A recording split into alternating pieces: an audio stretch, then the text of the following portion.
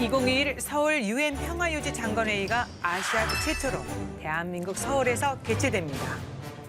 유엔 총회 산하의 평화유지 활동 특별위원회 155개 회원국이 참여하는 국제적인 행사 참 기대가 됩니다. 6.25 전쟁 직후 지원받던 나라에서 전 세계 평화 안보에 기여하는 나라가 된 대한민국 자랑스럽습니다. 2021 서울 UN 평화유지 장관회의 그 내용을 미리 들여다보겠습니다. 국방에 대한 모든 것 국방 포커스.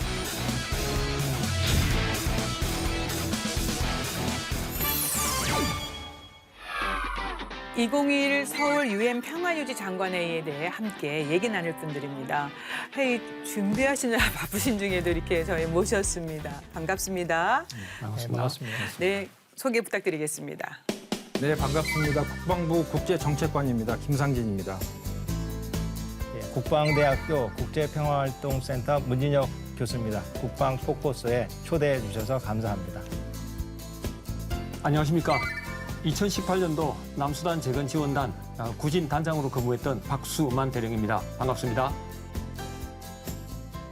지난 7월 초입니다. 유엔 무역개발회의에서 우리나라를 선진국 대열에 합류시켰습니다. 그런데 이제 대한민국 위상을 다시 한번 전 세계에 알릴 수 있는 좋은 기회가 왔습니다. 바로 2021 서울 유엔 평화유지 장관회의가 이제 개최가 되는데요. 국장님 너무 바쁘셨을 텐데 예, 또 이렇게 일정 관련해서 또 여러 가지 소개 좀 부탁드리겠습니다. 예. 이따가 매우 상세하게 이제 내용들을 소개할 테니까 간략하게만 설명을 드리면 일단 일정은 12월 7일, 8일 화요일, 수요일 이렇게 개최가 되고요. 메인 이벤트는 12월 8일 본회의입니다. 그때 4개의 세션별로 나누어서 각국 대표들로부터 유엔 평화유지 활동을 좀 더 효율적으로 기능토록 하기 위한 이런 방안들에 대한 고견을 듣는 그런 시간을 갖고요. 그 전날 저희가 우리 각국 대표단들에 대해서 동대문 디자인 플라자에서 각종 전시회를 개최를 하게 됩니다. 그 네. 전시회는 우리가 이제 발표하게 되는 그 기업 공약을 현장감 있게, 몰입감 있게 볼 수 있도록 공개하고 소개하고 설명드릴 예정입니다. 네, 철저하게 준비하고 계신 거죠? 열심히 하고 있습니다. 네. 2021 서울 유엔 평화유지 장관회의 문 교수님 구체적으로 어떤 회의인가요? 예, 우선 배경부터 말씀드리면 오바마 전 미국 대통령과 반기문 전 유엔 사무총장이 2015년 9월에 평화유지 정상회의를 개최했는데 후속회의로 출범했으며 PKO 분야에서 유일한 장관급 정례 회의이면서 최고위급 협의체입니다. 16년 영국에서 1차 회의를 시작으로 17년 2차는 캐나다에서 19년 3차는 유엔에서 회의를 개최했고 이번이 4차 회의인데 3차 회의부터 기존 국방장관 회의에서 외교 국방장관이 공동으로 참석하는 장관회의로 변경되었습니다. 회의 목적은 평화 유지 활동에 대한 국제사회의 정치적 지지 확인과 각국의 신규 공약 발굴 그리고 이행을 점검하는 것인데 PKO 임무 환경이 점점 복잡해지면서 요구되는 능력에 대한 연구 결과가 있었고 각국의 네. PKO 공약 이행을 확인하면서 공약 내용도 최적화할 필요가 있었습니다. 네. 아니 제가 좀 알아보니까 이 회의 개최를 유엔이 먼저 제안했다라고 들었습니다. 예. 이 정말 큰 회의를 개최하게 된 이유 궁금합니다, 국장님. 예, 정확한 지적이신데요. 네. 이번 회의 개최를 제안한 주체는 유엔입니다. 저도 그게 궁금했습니다. 2018년도에 과거 기록을 봤는데 왜 유엔이 그러면 우리나라를 굳이 이렇게 선별을 해서 이런 큰 회의 주최를 요청을 하게 되었을까를 봤는데요. 제가 내린 결론은 이렇습니다. 저희가 이제 93년도부터 소말리아에 이제 PKO 부대를 파병하기 시작했는데 저희 부대원들의 활약상은 다른 나라와 다른 것 같습니다. 어디를 가나 큰 찬사를 받고 단 한 건의 사건 사고도 없이 그리고 또 이제 대민 지원 사업도 이제 훌륭하게 하다 보니까 아시아에서 이렇게 글로벌 PKO 활동의 담론을 주도하는 나라가 한국이 적절하지 않냐 하는 이런 컨센서스가 모아진 것 같습니다. 그래서 네. 자연스럽게 한국 측이 유엔 PKO 장관 회의를 주관해 줄 것을 요청한 것으로 저는 그렇게 일을 하고 있습니다. 그러니까 올해 우리나라가 유엔에 가입한 지 꼭 꼭 30년이 되는 회의입니다. 그래서일까요? 이번 서울 회의가 또 상징적으로 의미가 다를 것 같아요. 뭐 우리는 의미가 크다 이렇게 평가를 해보겠는데요. 이 부분에 대해서 교수님 덧붙일 거 있으시죠? 네. 어떤 의미가 있습니까? 우선 지난 3차 회의 이후 달라진 것이 있다면 전 지구적인 코로나 상황으로 평화유지 활동 임무 환경에 전에 없던 많은 변화가 있었습니다. 따라서 시간적인 의미에서 이제 코로나를 극복하고 평화유지 활동의 도전과 어려움을 논의해야 한다는 우리의 의지가 담긴 것이라고 생각합니다. 네. 또한 이번 회의에서 우리의 한국의 기호 공약을 발표할 예정인데 여기에는 다른 회원국과 함께 추진하는 국제 공조 또는 다른 회원국의 PKO 역량을 강화시켜주는 파트너십 훈련이 있는 것이 큰 특징인데 개최 국가로서 이것이 바로 PKO의 선도국의 역할이다라고 선포하는 것에 의미가 있다고 말씀드립니다. 자, 박수만 대령님은 이제 그야말로 유엔 그 평화유지 활동을 직접 하고 오셨습니다. 앞으로도 계속 더 하실 것 같으신데 우선 네 파병을 다녀오셨기 때문에 이번 회의가 감회가 좀 다를 것 같은데 어떤 점이 좀 특별하다고 생각하십니까? 저는 그 개인적으로 활용 점정 그런 의미를 좀 부여하고 싶거든요. 우리가 91년도에 유엔 가입 이후에 93년부터 아까 국장님께서 소말리아 파병부터 시작됐다고 말씀하셨지 않습니까? 그리고 30년이 됐습니다, 벌써. 네. 그 굉장히 임무 수행을 잘해왔거든요.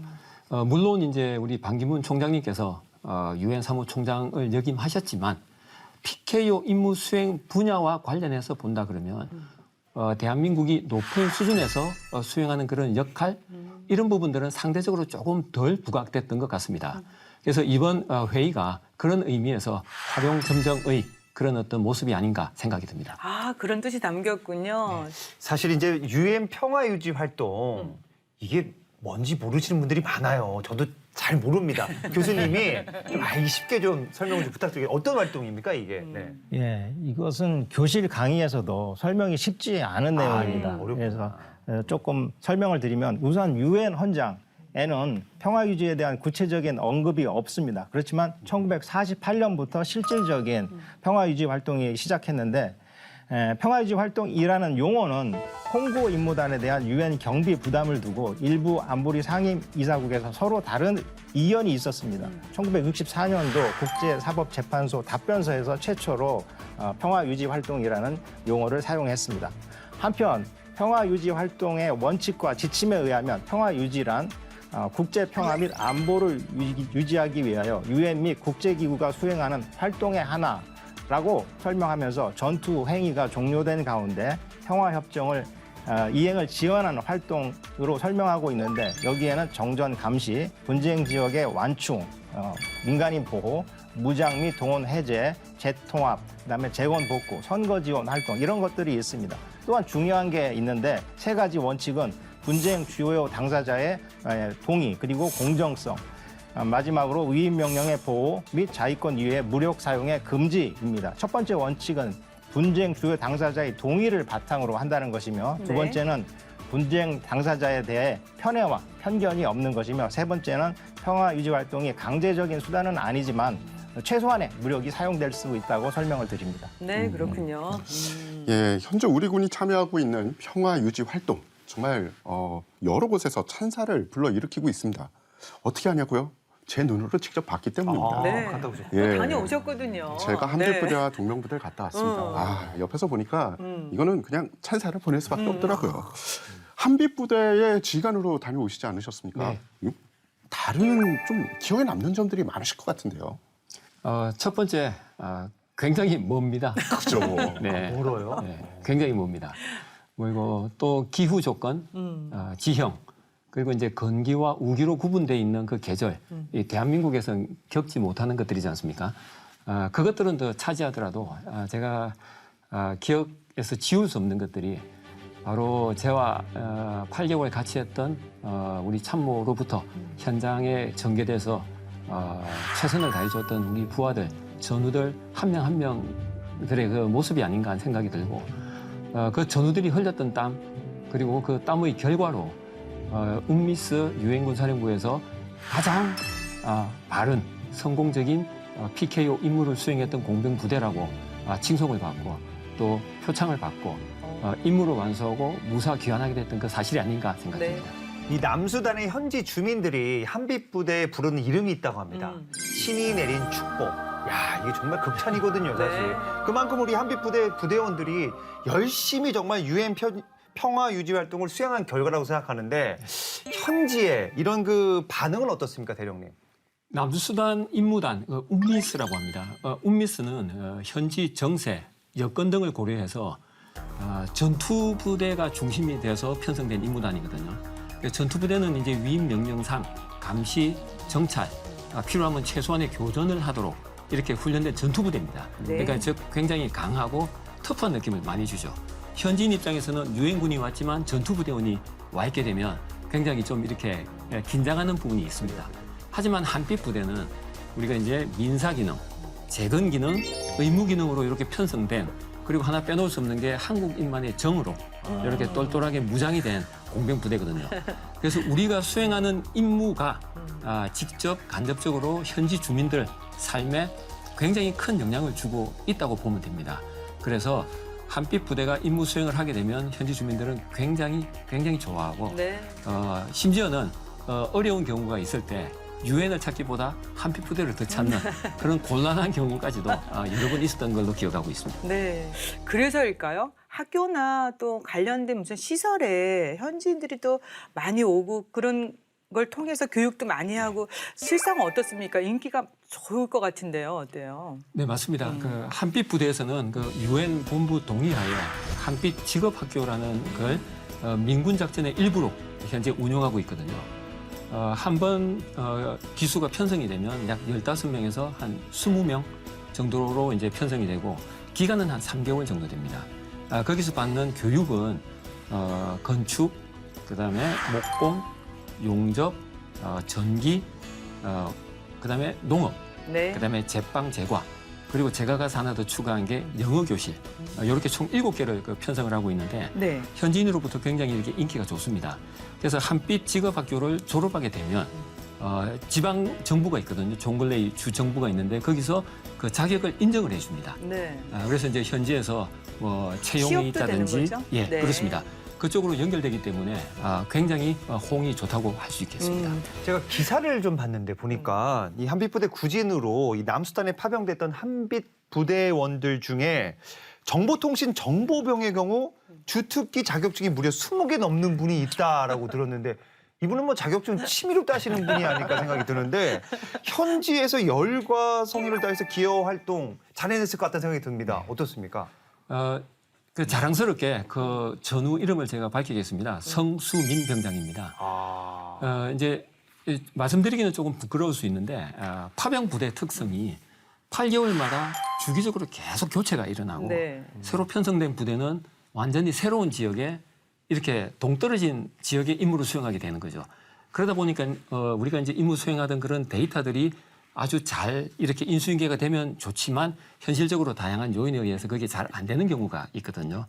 그래서 제가 갔을 때는 예를 들어서 뭐 이때까지 기상 조건이 어땠는가, 현지 상황이 어떤가, 그다음에 이제 뭐 급식은 뭐 어떤 메뉴를 선호하는가, 그리고 나서 현지에서 뭐 작전한 그런 결과들은 어떤가, 이런 굉장히 한빛 부대 임무 수행에 필요한 한 26개 분야에 대해서 제가 데이터를 좀 잘 구축해서 후임진에 넘겨줘야 되겠다는 생각을 가지고 다름 아닌 그 성수민 병장에게 이걸 어떻게 하면 실무자들이 노력을 적게 들이고 그 데이터를 잘 만들어서 다음 진에 넘겨줄 것인가 하고 네. 제가 이제 이렇게 청을 했죠.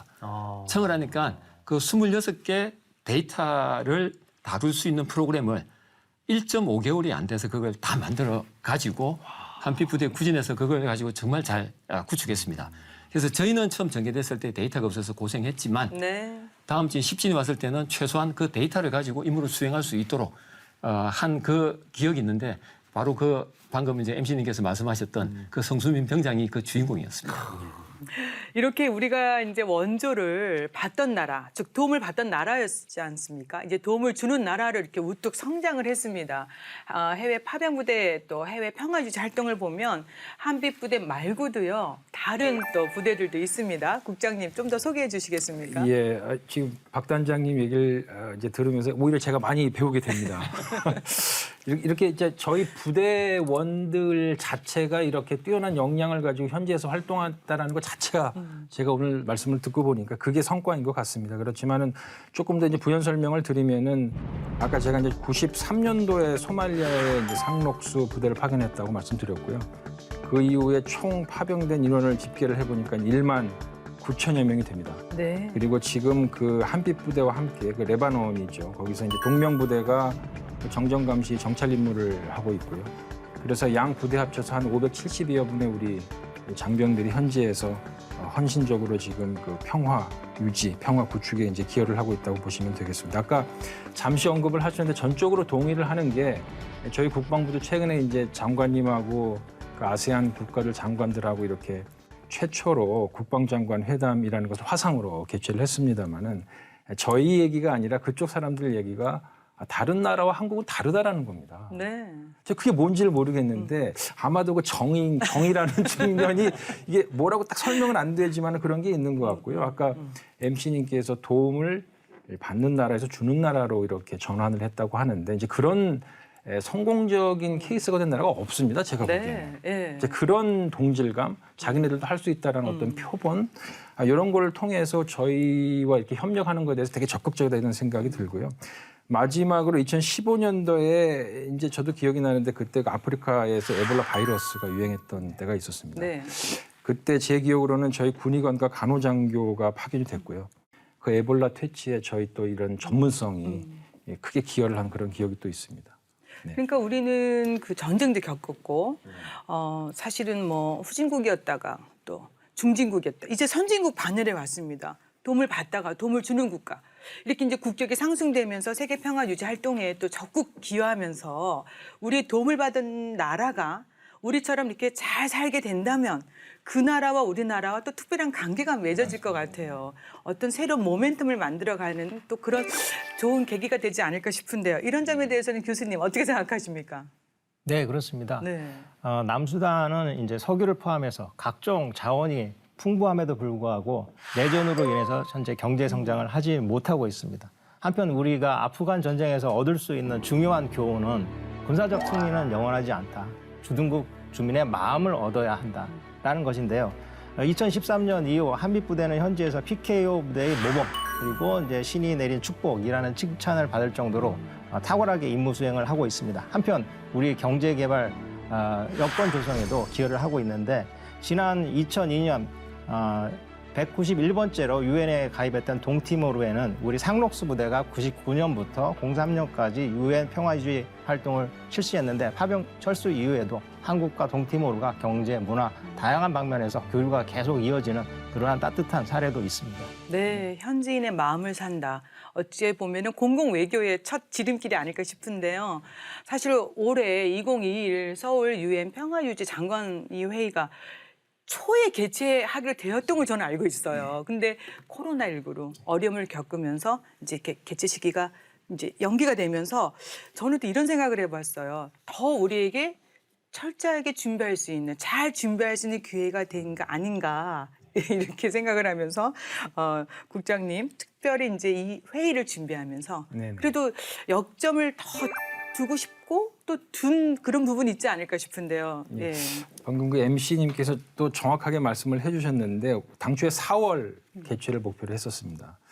그래서 그 당시에 이거를 강행을 하느냐 마느냐, 하이브리드로 하느냐 마느냐, 화상회의로 하느냐 마느냐, 뭐 여러 가지 시나리오를 갖고 저희들이 이제 숙고를 했는데요. 그때 이제 당시 그 코로나 상황상 일단은 연기를 하자. 그러나 연말을 넘기지는 말자 이렇게 해서 12월을 했고요. 아까 오히려 잘 됐다고 말씀하셨는데 저희 입장에서는 둘 다입니다. 잘 돼서 준비를 잘했는데 준비를 너무 하다 보니까 지칠 정도로 준비를 하는 지금 이런 상황에 처했습니다. 아주 내실 있게 6가지 공약을 준비를 하고 있고요. 또 네. 저희의 공약만 중요한 게 아니고 여기에 참여하는 국가들이 더 많은 공약, 더 많은 얘기들, 고견들을 또 이제 표명을 해 주셔야 되거든요. 그래서 지금 아무것도 안 하는 것처럼 보이지만은 저희 그 외교 라인을 통해서 국방 라인을 통해서 이 참가국, 회원국을 이 아웃리치를 해가지고 좀 더 적극적인 공약을 해줄 것을 적극 지금 독려를 하고 또 권유를 하고 있는 그런 상황입니다. 제가 볼 때는 국방장관님하고 외교부 장관님 정말 바쁘실 것 같으세요. 두 분이 자주 만나는 계기가 된 것도 아니란 걸로. 네. 네, 말씀하신 것처럼 이번 장관 회의 주관자가 국방부 장관님 그리고 국방부 외교부가 이 두 부처가 공동 주관하는 국제 회의인 만큼 이 유관 기관 간의 이 긴밀한 협조도 필요했을 것 같은데요. 네. 국장님 어떻습니까? 말씀하신 대로 아주 긴밀한 협조가 이루어지고 있고요. 최근까지만 해도 지금 양 장관님이 위원장으로 있는 준비위원회가 있고요. 지금 5차례 회의를 개최를 해서 마무리를 했습니다. 그래서 총 점검을 했고요.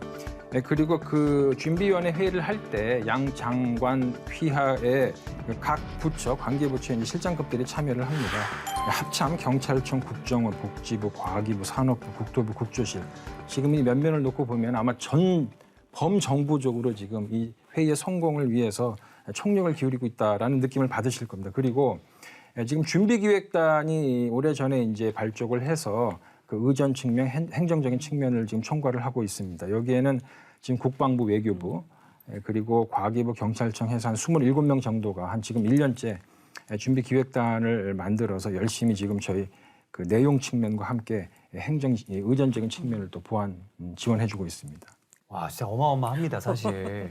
대한민국 국격이 올라간 게 아닐까 생각이 듭니다. 교수님, 어떻게 보십니까? 네, 역대 최대 규모라고 말씀을 하셨기 때문에 숫자를 좀 말씀드리면 1차 회의 때 70개국, 2차 회의 때는 80개국, 3차 회의 때는 124개국인데 이것은 유엔에서 개최했기 때문에 그런 상황이고 네. 코로나 상황에도 불구하고 이번에 90개국이 참가할 예정인데 특히 국내에서 개최하는 장관급 회의는 역대 최대 규모가 될 것으로 보입니다. 우리가 10위의 경제 규모이고 명실상부 유엔에서 동의한 선진국이며 최근에 아덱스 행사에서도 확진자 없이 성공적으로 행사를 마쳤는데 우리의 국격과 국제 행사 개최 능력이 참석에 영향을 미쳤을 것으로 보입니다. 알아보니까 올해 열리는 회의로는 유엔 총회 다음으로 큰 회의라고 합니다. 안보 관련 최고의 수장들이 모이는 그런 국제 회의인 만큼 대테러 대비 태세나 안전 등 사전 준비가 철저해야 될 것 같은데요. 이거 안전하게 잘 치러지겠죠, 국장님? 걱정 안 하셔도 될 것 같습니다. 아까 제가 준비위원회 말씀을 드렸는데 이 준비위원회가 발족 1년 전에 발족됐을 때부터 저희가 이제 국정원 참여를 확보를 했고요. 그분들과 지금 대테러 관련 문제에 대해서 지금 철저하게 준비를 하고 있고 우리 군도 지금 안보지원사를 비롯해서 이제 수방사에서 화생방 그리고 군사경찰까지 지금 적극적으로 협조를 해서 안전한 행사가 될 수 있도록 만전을 기하고 있습니다. 그리고 대표단들이 도착하면서부터 떠나실 때까지 저희 경찰 쪽에서 완벽한 밀착 경호를 지원할 예정입니다. 네. 네. 그래서 준비를 했습니다. 알아두면 똑똑해지는 신기한 국방 지식, 그것이 알고 싶은 지식 포커스. 1950년 6월 25일 북한군의 기습 남침으로 인해 발발한 6.25 전쟁. 한순간에 모든 것이 폐허로 변해버리며 절망만이 엄습하던 그때 1950년 6월 27일 유엔 안전보장이사회에서 연합군을 파병할 것을 결의하면서 총 22개국이 전투병력과 의료 지원 등 한국을 방어하기 위해 참전, 전 세계의 도움을 받았습니다. 그런데 전쟁으로 세계 최빈국으로 전락하며 회생불능지경에 이르렀던 대한민국이 70여 년 후 명실상부 전 세계의 평화와 안전을 선도하는 국가로 거듭났는데요. 유엔 PKO의 일환으로 세계 평화지킴이로 활약 중인 대한민국의 평화유지 활동 궁금하시다고요? 지금부터 알려드립니다. 출발!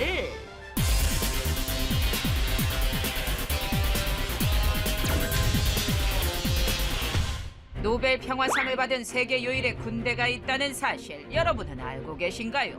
바로 유엔 평화유지군이 그 주인공! 오로지 분쟁 지역의 평화 유지와 회복을 돕기 위해 험지로 향하는 PKO.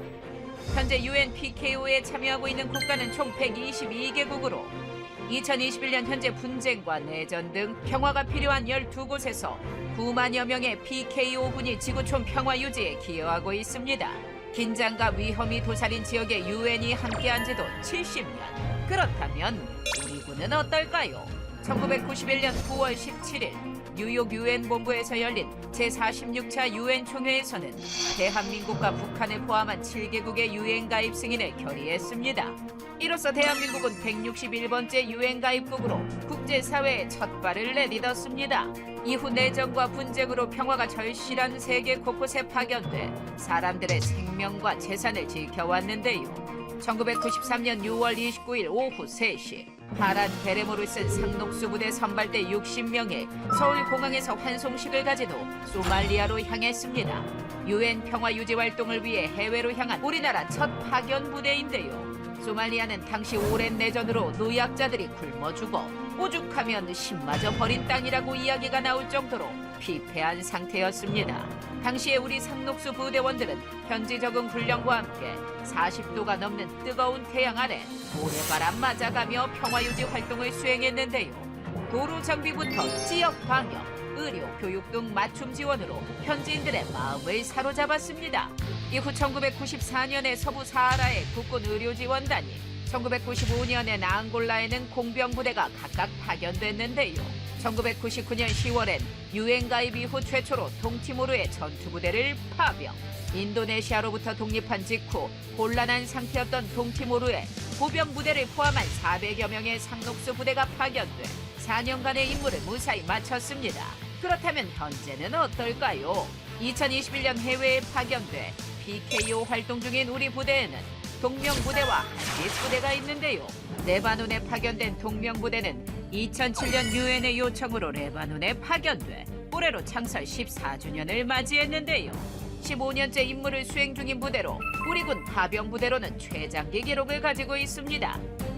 또한 동명부대 장병들은 레바논과 이스라엘 간의 정전 감시 임무를 완벽하게 수행하는 것은 물론 빈틈없는 임무 수행과 진정성 있는 민군 사업으로 유엔 레바논 평화유지군 예하부대 중 가장 모범적인 부대로 찬사를 받았는데요. 이로써 한국에 대한 우호적인 분위기를 형성하는 데 기여해 한국과 레바논 관계 발전에도 힘을 실어주었습니다. 다음으로 남수단에 있는 한빛부대는 신께서 도와서 한빛부대를 남수단에 보냈다는 말이 나올 정도로 주민들로부터 자타공인 최고의 평화유지군으로 평가받고 있는데요. 한빛부대 부대원 300여 명은 50여 년간의 내전 끝에 수단으로부터 독립한 남수단 포르 지역 재건을 도우며 인도주의적 지원을 하고 있습니다. 또한 올해 코로나19 여파로 교대가 지연되자 한빛부대 13진 인원 중 장병 6명이 임무 공백을 막기 위해 휴가를 자진 반납하고 전역을 연기했는데요. 오랜 내전으로 피폐해진 남수단에 희망의 빛을 선사한 한빛부대. 올해 8월 환송식을 가진 한빛부대 14진 장병들 역시 성공적으로 임무를 완수하고 무사귀환하길 기원합니다. 대한민국은 2021년 11월 기준으로 38위 수준의 병력을 유지하면서 유엔 평화유지 활동에 크게 기여하고 있는데요. 이뿐 아니라 오는 12월 7일부터 8일까지 서울에서 아시아 최초로 주최하는 유엔 평화유지 장관회의가 개최됩니다.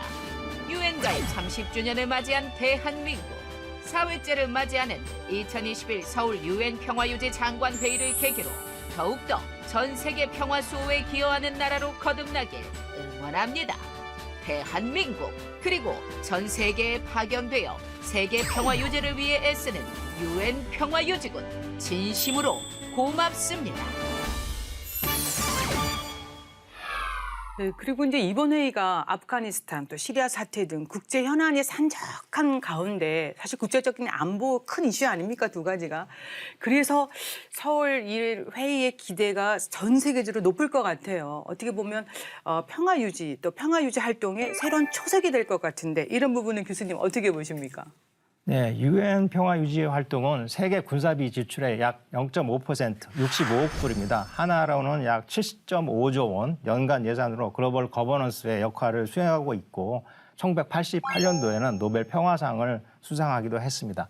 반면에 안보리 상임 이사국들은 시리아 문제를 포함한 국제사회의 위기에 대해서 갈등을 보여왔는데 예를 들면 영국은 지난 2020년 종료된 유엔 다프르 임무단을 대치하면서 민간인 보호를 하기 위해서 평화활동을 주장했는데 중국과 러시아가 반대를 했습니다.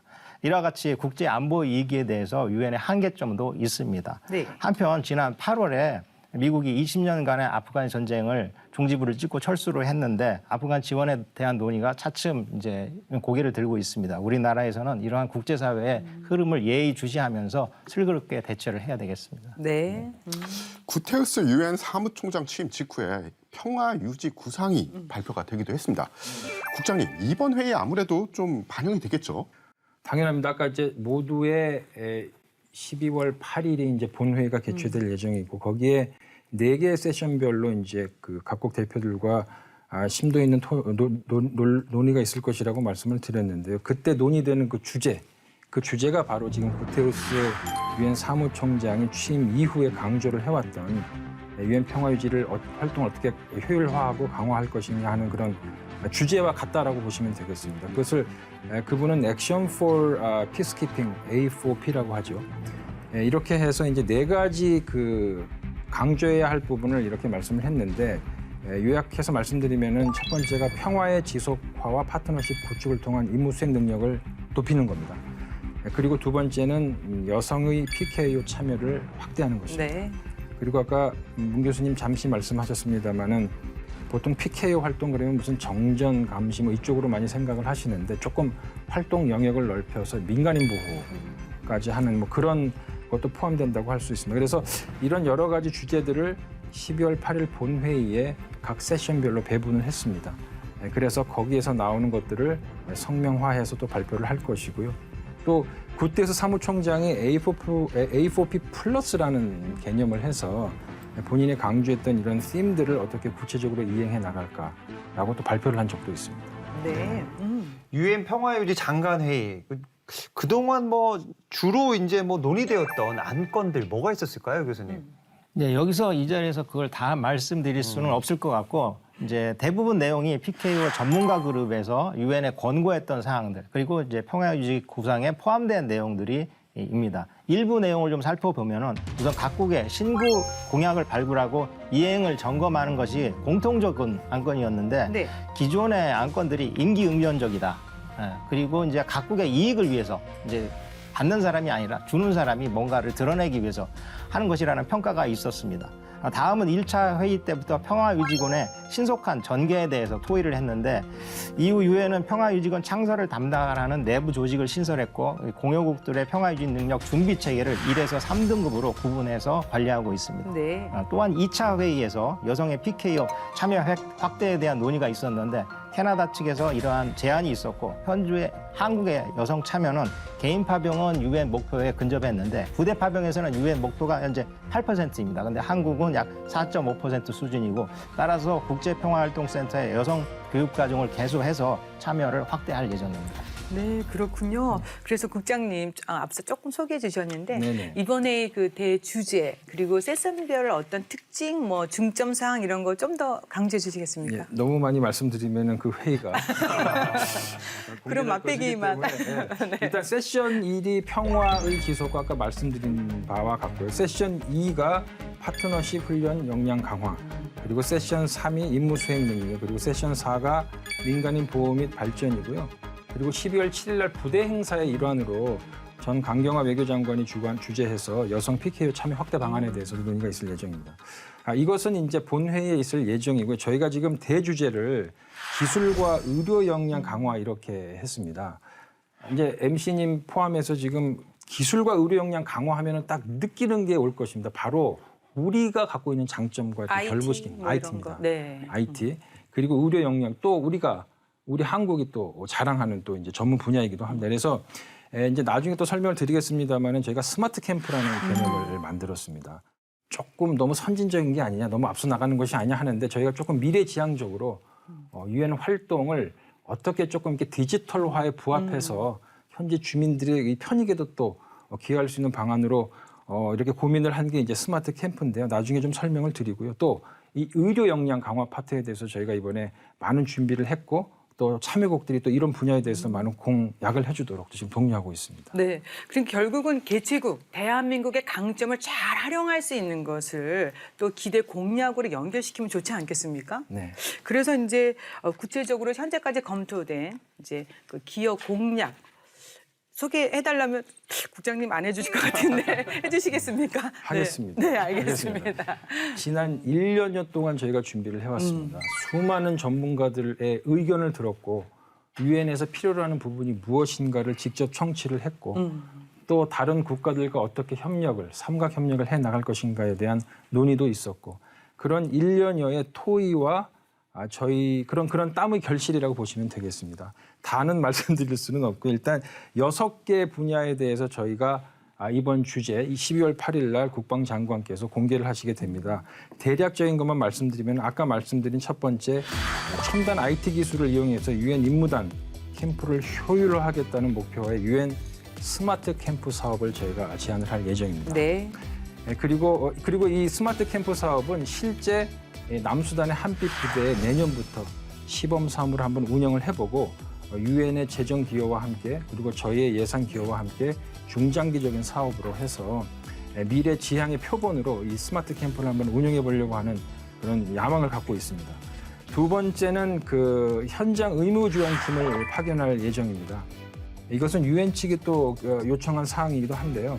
우리 현장 의무 지원팀이 현지에서 기초적인 응급처치 교육도 하고 필요하면 직접 의료 지원도 제공을 하고 특히 요즘 감염병 이런 것들이 문제인데 이런 네. 감염병에 대한 의료 훈련 과정을 지원하는 방안도 지금 검토를 하고 있습니다. 그리고 이 세 번째는 유엔에서 지금 가장 감사해야 하는 부분입니다. 어찌 보면은 유엔에서 이제 PK 활동을 하면서 군 자산이 필요합니다. 네. 근데 많은 국가들이 이렇게 군 자산을 기여 또는 공유하는 데 대해서 주저하는 부분이 있는데 저희한테 이번에 그 정찰 헬기를 좀 공유해 줄 것을 요청을 했는데 저희가 이 부분을 적극적으로 검토해서 상당수의 정찰 헬기를 공유를 할 예정입니다. 네. 저희는 헬기를 공유를 하고 그리고 이 헬기를 운용할 부대는 유엔이 선정을 해서 이런 삼각 파트너십을 통해서 제3지대에서 헬기 부대가 이제 창설이 될 예정입니다. 네. 이 부분을 지금 그 유엔에서 가장 저희한테 이제 고마워하고 있는 부분입니다.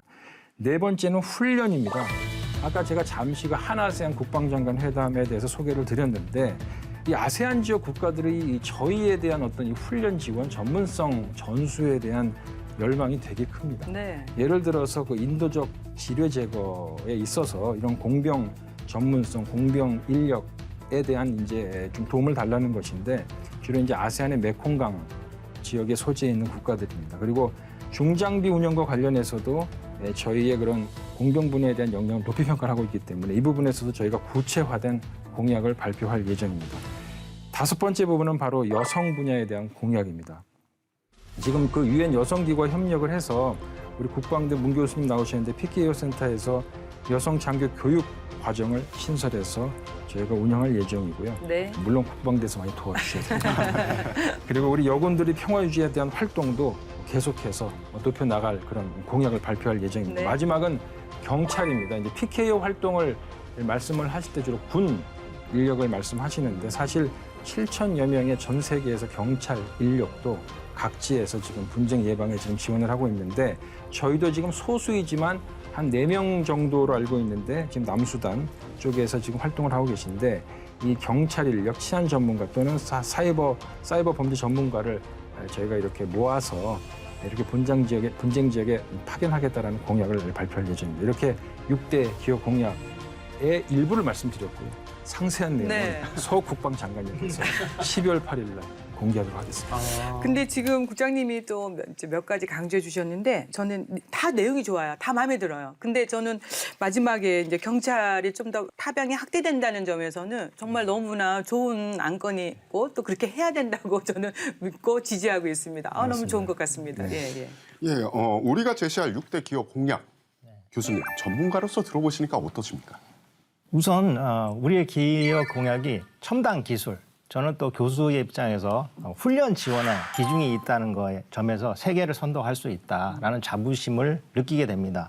우리의 기업 공약과 관련해서 추가 의견을 좀 드리면 우선 현재 PKO 임무 부대의 시설과 자원을 효율적으로 관리하는 것이 PKO 임무 수행의 성패에도 영향이 있는데 그 이유는 사례에서도 분석이 됐지만 PKO 부대 오폐수를 통해서 콜레라 전염병이 전파돼서 주둔국에 많은 사상자를 내었던 사례도 있고요. 네. 물, 전기 같은 자원이 부족한 나라에 가서 PKO 부대가 자원을 아주 남용하는 그러한 문제도 있었습니다. 따라서 이번에 스마트 캠프 공약은 시범 사업이고 미래지향적이라고 국장님께서 말씀하셨는데 저는 당장 필요하고 바로 이행해야 되는 사업이라고 의견을 말씀드립니다.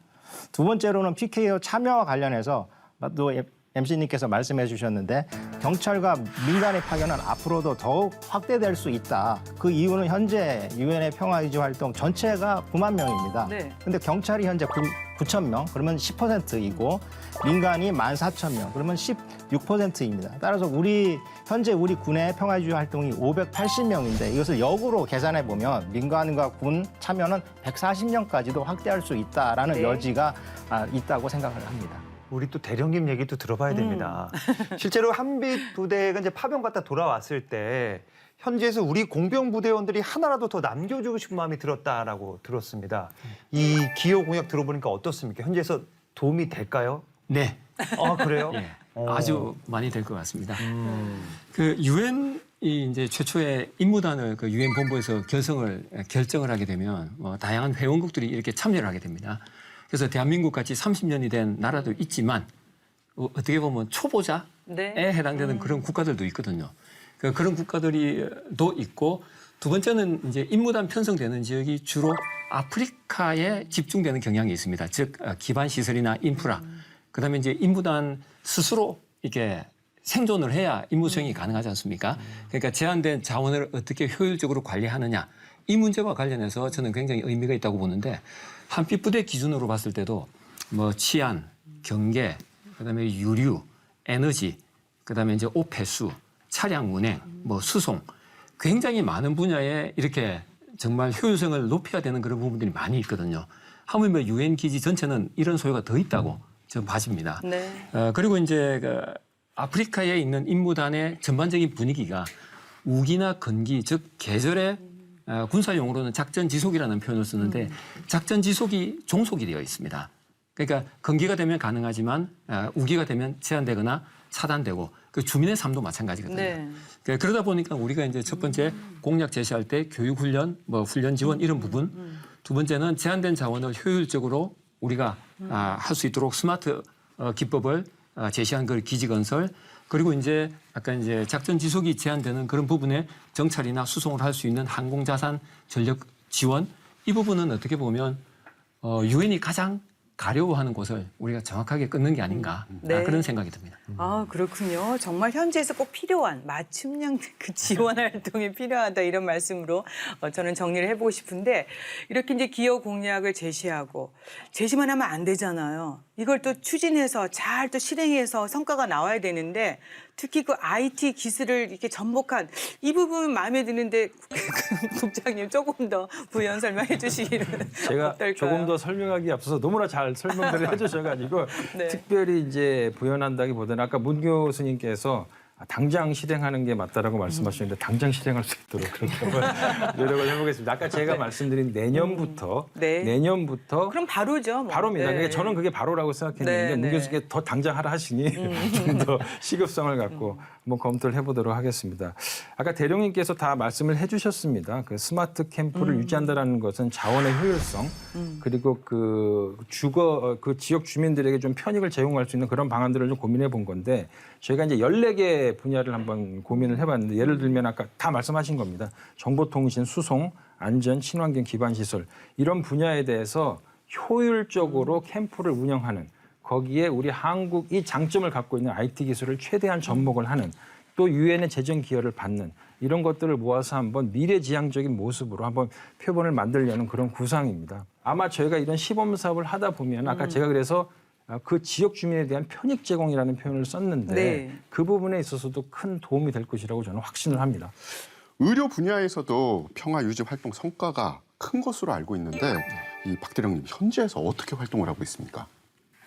이 조금 이제 이상하게 들릴 수는 있는데 남수단 재건 지원단은 유엔으로부터 재건 위임 명령을 받은 부대입니다. 의료 지원을 위임 명령으로 받은 부대는 아니거든요. 하지만 남수단 한빛 부대가 재건을 하기 위해서는 수십 대의 중장비가 동원이 되고 이제 투입이 되지 않습니까? 그러다 보면 아무리 우리가 이제 선의로 재건을 해 주지만 실제 현지 주민들은 교통체증, 그다음에 분진, 그다음에 이제 원치 않지만 각종 작은 안전사고, 교통사고 이런 것들이 많이 날 수 있습니다. 그러다 보면 현지 주민들은 또 우리 활동에 대해서 예를 들어서 호의적이지 않거나 네. 적대적으로 변할 수 있는 여지가 항상 있기 때문에 그런 부분들을 우리가 이제 민군 작전을 통해서 사전에 이렇게 완화시키고 이제 여건 조성을 하는 그런 관점에서 이제 민사 작전을 수행하게 되는데 거기 보면 이제 뭐 교실을 뭐 보수해 준다든지 물품의 공여를 한다든지 아까 소개드린 한빛부대 직업학교에 입소하는 그런 기회를 부여한다든지 그리고 또 하나 빼놓을 수 없는 게 의료 지원을 우리가 이제 현장에서 하게 되는 거죠. 네.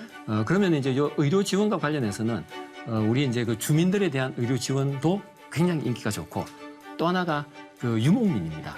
유기 이제 근기에 따라서 이렇게 소 가축들을 이렇게 이제 이동해 가지고 이제 계속 목축업을 하는데 그 동물들에 대한 수의 진료 이게 굉장히 인기가 좋습니다. 네. 그래서 이제 우리가 의료 지원을 하게 되면 이제 민사작전과 관련해서 대규모는 아닙니다. 소규모로 진행하고 있지만 현지 주민들은 유엔의 어떤 의료 지원을 하는 그 클러스터에 있는 기구들보다 우리 한빛부대를 더 좋아하는 그런 경향들이 있죠. 그래서 다만 이제 이걸 우리가 이제 큰 차원에서 할 때는 유엔 동의를 거치고 해당되는 클러스터 에이전시와 이렇게 협업을 해서 진행하고 있습니다. 네. 이번 회의를 계기로 앞으로 의료 분야 지원 사업이 계속해서 더 많이 발굴되고 추진되겠죠, 국장님? 예, 물론입니다. 지금 그 단장님께서 많은 말씀을 해주셨기 때문에 별도로 추가로 말씀을 드리기보다는 아까 제가 말씀드린 저희 공약 중에 현장 의무 지원팀을 파견한다고 했는데 그 부분을 지금 계속 지금 발전시키고 있고요. 그리고 하나 말씀드리고 싶은 것은 그 대민 지원 차원에서의 의료 지원도 중요하지만 저희가 지금 참여국들한테 조금 관심을 가져달라고 부탁하는 것은 잘 아시지만 지금 뭐 드론이니 뭐 이런 비전통 그 기존의 무기에서 좀 벗어난 그런 새로운 차원의 또 위협들이 우리 평화유지 활동 자체에 또 위협을 가하고 있거든요. 그런 데서는 또 위험도 커지고 있기 때문에 이런 분야와 우리 평화유지 활동의 의료 지원 활동을 좀 연계하는 그런 부분도 한번 조금 우리 그 평화 활동 자체를 보호하는 의미에서 어떠한 공약을 내줄 수 있는지 그런 쪽도 지금 회원국들한테 권유를 하고 있는 상황입니다. 네. 결국은 우리가 기여 공약 또 이제 추진 계획까지 적극적으로 이렇게 하고 있는 게 또 국제사회에는 우리의 또 새로운 면면을 또 보일 수 있는 그런 모습이 아닐까 싶은데요. 교수님, 그렇다면 이번 서울회의 성공적으로 개최를 할 경우에 네. 또는 뭐 지금 준비가 만만히 되어 있는데 기대 효과, 전반적인 기대 효과 한번 정리해 주시겠습니까? 네, 두 가지 측면에서 저는 말씀을 드리고 싶습니다. 우선 국내적으로 유엔 평화 유지 활동에 올바로 알리는 겁니다. 제가 최근에 시민단체 초청으로 토론도 나갔는데 국민들이 또 시민단체가 평화 유지 활동에 대해서 관심이 많습니다. 네. 이런 관심과 지지가 있을 때 우리가 국제 평화 유지에 기여한다는 우리 국군의 사명을 구현할 수 있고 아울러서 이를 바탕으로 우리가 PKO 선도국가로 발전할 수 있다고 생각합니다. 다음은 대외적으로 우리의 우수 장비나 기술을 군사 외교, 방사 협력을 통해서 국외에 기여하는 부수적인 효과가 있을 것으로 기대하는데 다만 이번에 PKO 장비관에는 전쟁이 아닌 평화 활동 현장에서 사용할 수 있는 장비나 기술이라는 점을 강조해서 말씀드립니다. 네. 국장님, 저희가 이제 유엔 가입한 지 30년이 되고 또 네, 그런 길목에서 서울 이 유엔 평화주 장관 회의가 남다르고 특별할 것 같습니다. 그렇다면 앞으로 이제 새로운 또 비전과 목표도 더불어 또 우리가 이런 평화 유지 활동에 만들어 가야 되지 않을까 싶은데 어떻습니까? 예. 지금 MC님 말씀하셨는데 저는 이 평화 유지 활동에 있어서 저희가 조금 선진적인 모델을 제시한다.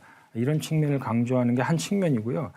두 번째는 아까 제가 모두에서도 말씀드렸듯이 아젠다 세팅입니다.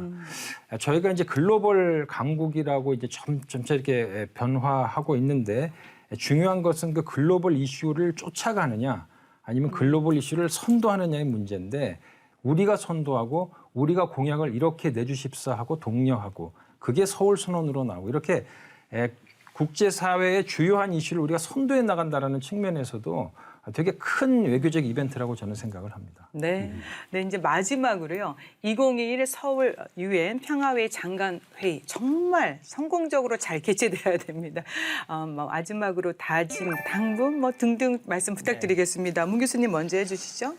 네, 이번 그 회의를 계기로 해서 국제사회는 이제 우리 평화유지원의 언행 하나하나를 주시할 것이라고 생각을 합니다. 그래서 저는 국방대학교에서 유엔 평화유지 활동에 대해서 심혈을 기울이겠으며 또한 국방대학교 국제평화활동센터가 아태 지역에서 PKO 교류 협력에 중추적인 역할을 하는데 부족함이 없도록 노력을 하겠습니다.